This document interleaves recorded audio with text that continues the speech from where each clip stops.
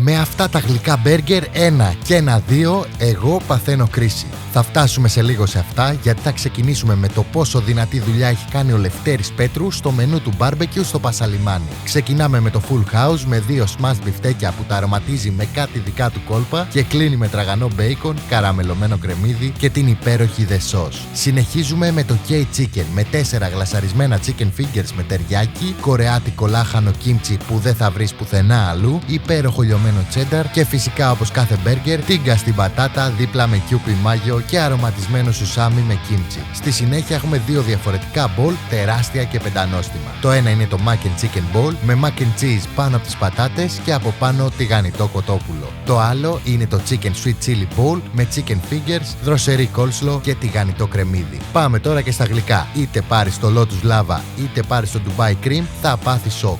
Δεν περιγράφω άλλο. Για τη διεύθυνσή του δες την περιγραφή.